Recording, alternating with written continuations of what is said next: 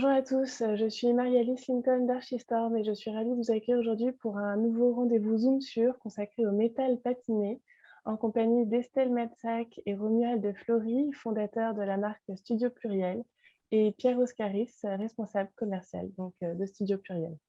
Cette rencontre est organisée dans le prolongement de la 7e édition des Rendez-vous de la Matière plus Pair et elle s'inscrit également dans notre cycle de rendez-vous en ligne consacré à l'artisanat d'art et aux matériaux innovants à destination des professionnels de l'architecture et du design. Et je profite tout de suite de ce moment pour rappeler, un peu comme d'habitude, que cette rencontre est vraiment pensée sous la forme d'une table ronde. Donc, n'hésitez pas à engager la conversation, à poser vos questions. Et pour cela, on vous invite à utiliser l'onglet Discussion qui se trouve en bas de votre écran. Et vous pouvez donc m'écrire directement vos questions et je prendrai le temps de les transmettre au fil de la conversation. Et peut-être que nous pouvons donc tout de suite commencer. Romuald et Estelle, peut-être vous pouvez nous dire quelques mots sur Studio Pluriel. Bonjour. Bonjour. Bonjour tout le monde. Ben voilà, on vous présente Studio Pluriel qui est une collaboration entre deux faiseurs, entre deux créateurs, entre Romuald et moi, avec chacun nos spécificités. Est-ce que je peux commencer à partager l'écran? Oui, c'est le bon moment, allons-y.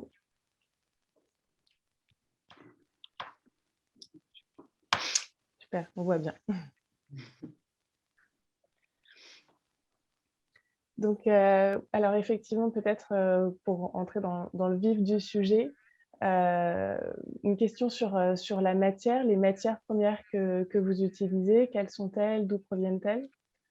Alors, on développe des projets avec plusieurs matériaux, avec essentiellement le bois et le métal, mais il peut aussi y avoir du verre, il peut aussi y avoir d'autres matériaux, mais on va dire que le cœur de notre production, c'est le métal et le bois, et notamment les effets de matière, de texture sur les métaux. D'accord.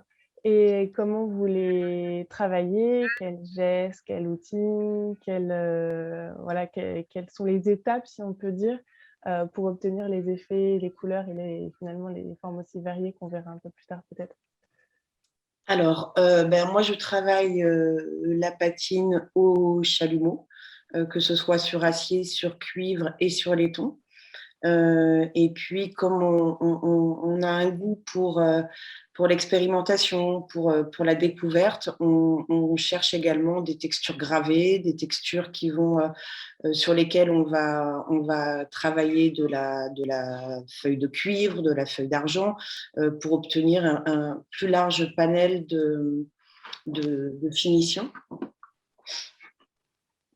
D'accord, donc c'est possible d'ajouter des feuilles métallisées par-dessus pour rajouter des effets. Ouais, rajouter des effets et puis surtout être force de proposition quand on nous présente un projet et pouvoir apporter d'autres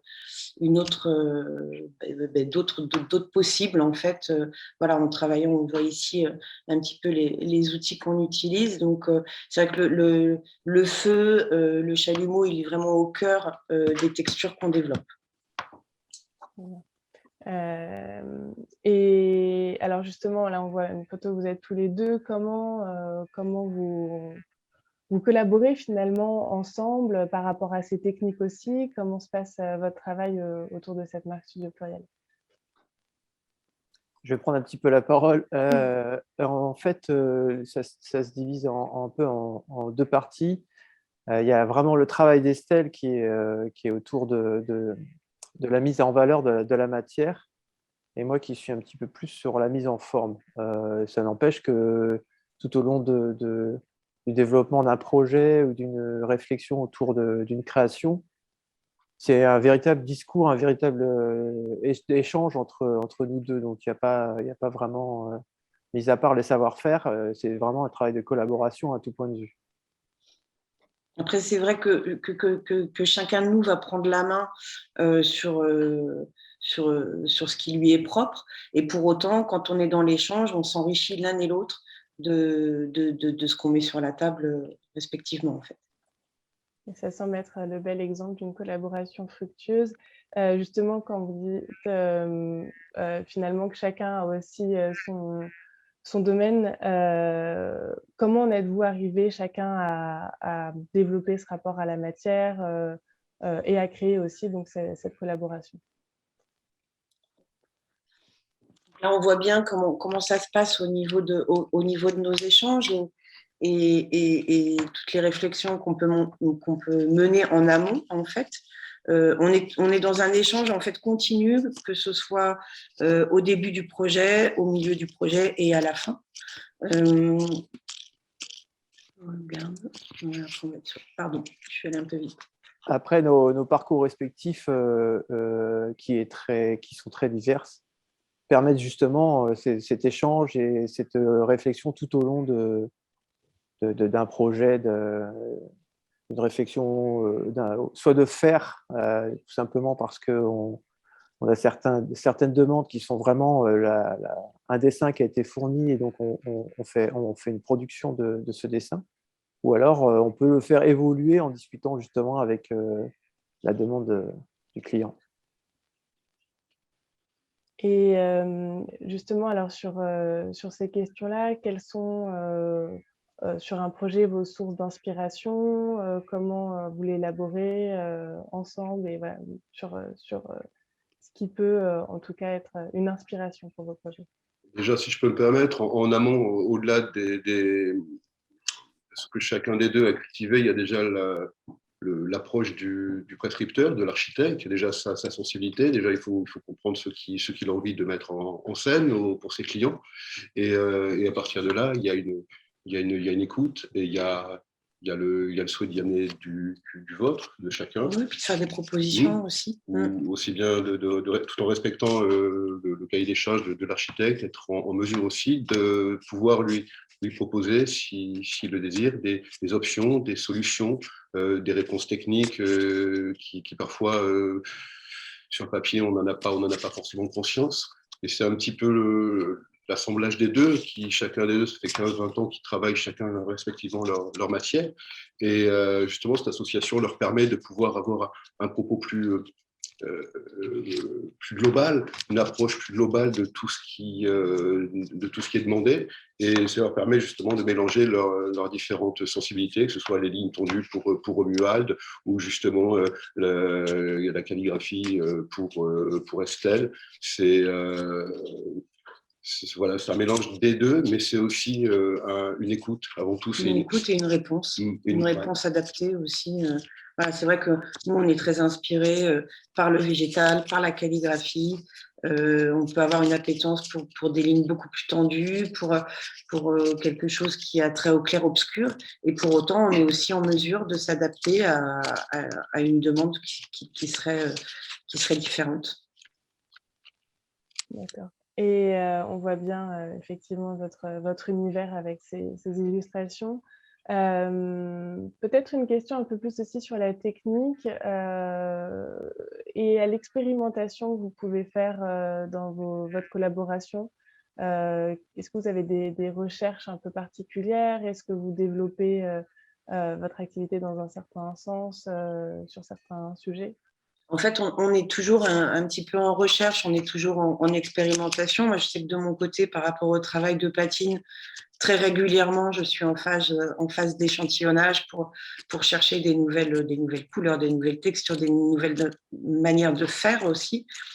Et puis, en fonction des projets, par exemple, on a été sollicité sur un appel d'offres qui nous a mobilisés sur des techniques qui ne sont pas forcément celles qu'on utilise tous les jours, mais on est aussi en capacité d'aller chercher des techniques un peu plus issues de technologies avancées et d'apporter une réponse de part de…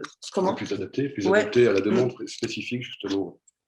Et par exemple, quelles pourraient être ces technologies avancées appliquées à vos créations? Mais on s'est tourné vers du flux au tournage. Alors là, je vais laisser la main à Romuald. Mais voilà, en fait, on a dessiné un projet et puis voilà. Après, il faut trouver les solutions techniques. Donc, on cherche et c'est Romuald qui prend un petit peu la main sur cette partie-là, en fait. En fait, là, en l'occurrence, cet exemple de flux au tournage, ce n'est pas quelque chose de très nouveau au niveau technique. C'est une technique qui est connue depuis longtemps. Mais bon, avec les nouvelles technologies, elles sont adaptées avec le numérique. Donc, on a des appareillages un peu plus efficaces. Mais quand on parle de nouvelles technologies, ça peut être de l'impression 3D, ça peut être des gravages laser, de la découpe laser. On utilise pas mal pour avoir la base des formes. Mon parcours m'a permis aussi à beaucoup utiliser les machines, que ce soit les machines-outils. Et donc, j'ai un point de vue un peu... Enfin, on n'a pas trop de limites dans la créativité parce que justement, j'ai ce point de vue technique. La base du dessin aussi, dessin industriel, m'a permis aussi d'avoir un regard un peu extérieur à la créativité du métier d'art et ça permet d'être assez complémentaire dans le travail de la matière. Et voilà. Très bien. Et cette recherche, alors qui peut être formelle, technique, est-ce qu'elle peut aussi être collaborative dans le sens où vous collaborez déjà tous les deux, mais vous êtes peut-être aussi à la recherche de collaboration avec d'autres savoir-faire pour continuer à En fait, développer.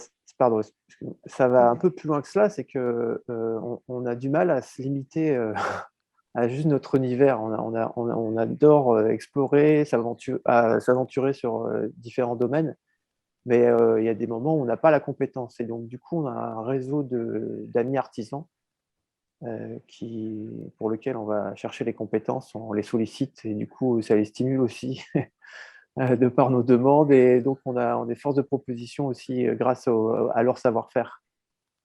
Ouais, puis je crois qu'on a vraiment une appétence pour la collaboration intermétier. Et puis, ben voilà, c'est des métiers qu'on côtoie depuis longtemps, qu'on côtoie dans les salons. C'est des gens avec qui, voilà, on a aussi développé du savoir-être et dont on apprécie le savoir-faire. Donc, on trouve intéressant dans le cadre de certains projets de pouvoir intégrer d'autres matériaux, d'autres personnalités et d'autres savoir-faire, voilà, qui nous permettent en fin de compte d'être encore plus créatif dans la réponse qu'on apporte à un projet. Pertinent. En fait, ce qu'expliquait tout à l'heure Pierre, dans le développement d'un projet vis-à-vis d'un architecte, on peut justement amener à un moment une autre matière dans ce qui a été proposé au client, auquel personne n'y avait pensé. Le fait d'avoir justement ce panel d'autres savoir-faire, d'autres artisans, ça permet d'ouvrir des possibles que personne n'avait pensé. Donc, c'est quelque chose d'assez intéressant, même au niveau de la créativité pour nous. Et puis au niveau énergie aussi, l'énergie que ça mobilise et les échanges que ça génère avec les autres savoir-faire. C'est très stimulant. Je vois effectivement donc quelques exemples sur votre visuel. On identifie de la marqueterie de paille. Et on imagine peut-être que vous avez des exemples pour nous montrer finalement comment vos créations habillent les intérieurs. Voilà ce qu'on peut réaliser finalement avec vous et en collaboration avec vous. Voilà, alors là, sur les visuels qu'on vous montre, il s'agit d'une réalisation donc, pour l'hôtel des Frères Ibarbourg qui a été piloté par l'atelier Compostelle. Donc nous, on a apporté une réponse à une demande qui était du luminaire, tout en proposant notre univers. Là, on l'avait souhaité floral. En plus, il y avait une vraie demande du client, puisque l'hôtel est dans un grand parc, de faire entrer la nature en fait dans le hall de l'hôtel. Et puis d'apporter des pièces qui soient quand même avec une présence importante. Et dans cette faculté d'être ou exécutant d'un projet ou vraiment initiateur de propositions, Et là, pour reprendre la question tout à l'heure, concernant leur collaboration, ben voilà, ça passe par du croquis déjà. Là, ça passe par une réflexion créative que tu as et qui est partagée avec Romuald et qui derrière va poser des questions techniques et qui va aller chercher les réponses et qui va s'agrandir le projet jusqu'à arriver à proposer quelque chose d'achevé. Et c'est vrai que il y avait oui, le restaurateur était le chef plutôt était super. Et peut-être une question là, quand je vois vos créations, peut-être que d'autres se la posent aussi par rapport, alors que ce soit à l'entretien, à la résistance, est-ce qu'il y a des objets, des lieux à privilégier en termes de, voilà, de mise en valeur et aussi pour ne pas abîmer vos créations? Et en termes d'entretien, est-ce que ça nécessite un entretien particulier, le métal patiné? Pas plus qu'un autre objet, c'est un entretien assez courant, assez facile. C'est pas un matériau fragile. Voilà, c'est un matériau facile à vivre en fait. C'est surtout un matériau en plus qui réagit à la lumière, qui en fonction de la lumière qui est dessus va jouer différemment. C'est un matériau ce qui m'a super surpris quand j'ai commencé la collaboration, c'est de réaliser à quel point l'acier, le métal, pouvait être quelque chose de doux, de coloré, pas quelque chose en arête, en tranchant, comme nous faisait. On le transforme un peu cette matière industrielle ou brute en quelque chose d'assez poétique finalement et d'assez sensuel et voilà, finalement, nos créations, c'est vraiment une synthèse de nous deux. Il y a du masculin, il y a du féminin, il y a de la technique, il y a de la poésie, il y a de l'artistique et il y a une réponse vraiment personnalisée en fin de compte au projet qu'on nous confie. Tout à fait. Et c'est bien ce qu'on remarque. Je reçois en même temps 2 questions. Alors, la première, est-ce que les métaux sont susceptibles d'être mis à l'extérieur? Est-ce que du coup une utilisation outdoor est possible? Ou vaut mieux quand même que ce soit en intérieur? Et la seconde qui est peut-être liée, c'est est-ce que le métal est stabilisé dans le temps ou est-ce qu'il vit dans le temps, en intérieur ou en extérieur? Alors, en fait, ça, ce sont des choses qui se définissent dès le début du projet, puisque finalement, pour garantir une patine qui serait posée en extérieur, on va privilégier un vernis spécifique qui va permettre de bien isoler tout le métal et d'éviter les problèmes de corrosion qui pourraient être liés à la pluie, etc. Donc ça, c'est quelque chose qui se détermine dès le début du projet, mais c'est tout à fait possible. Et puis pour répondre à l'autre question, de toute manière, tous les projets, qu'ils soient en intérieur ou en extérieur, ont une finition vernie qui assure la stabilité du produit et qui fixe la patine dans le temps. D'accord. Donc c'est possible en extérieur aussi. C'est possible également, oui. Est-ce que vous avez d'autres exemples peut-être à nous montrer? Ah oui. Voilà, donc on s'est beaucoup penché sur la notion de séparateur d'espace. Ce qui était assez étonnant, c'est que finalement, on s'y est penché juste avant le Covid. Et finalement, c'était un projet aussi intéressant dans le cadre de cette période particulière qu'on a vécue. Voilà. Voilà, on va être en mesure de travailler l'agencement mural, les luminaires, la sculpture murale, les séparateurs d'espace, mais aussi du meuble, venir appliquer du métal en finition comme un plaquage sur du meuble. Sur les étapes. Alors, je reçois des commentaires comme quoi votre séparateur mural est sublime et effectivement, je transmets parce que Merci. c'est très beau. Bon, vous avez déjà un peu répondu finalement à ma question suivante qui était la façon de travailler avec les architectes. On a bien compris que du coup, ils pouvaient venir autant avec une idée un peu prédéfinie que vraiment dans l'échange et vous laisser élaborer une réponse à un besoin, à une demande de façon très libre aussi.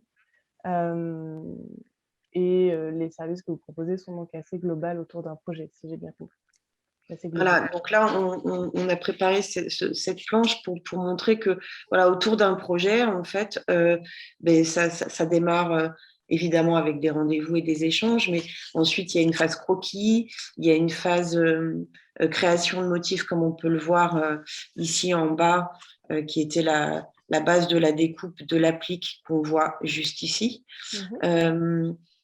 Donc, les croquis, les motifs, les textures, les couleurs. On met à plat tous nos outils, on voit de quoi on va se servir. Et puis après, voilà, on démarre la réalisation. Et puis, Parfois nous réalisons des prototypes pour que le client puisse vraiment se rendre compte de la pièce. C'est arrivé, vous avez fait, je crois, à l'échelle 1, juste un tronçon d'un élément décor comme ça. Donc, c'est très, très souple au niveau du travail de réflexion. Bien se mettre d'accord sur, de bien finaliser, en fait, aller au bout de la création. Tout à fait. Alors, je reçois une autre question, encore un peu technique, mais c'est vrai que c'est une donnée sans doute importante. Est-ce qu'il existe une problématique de poids par rapport à vos créations?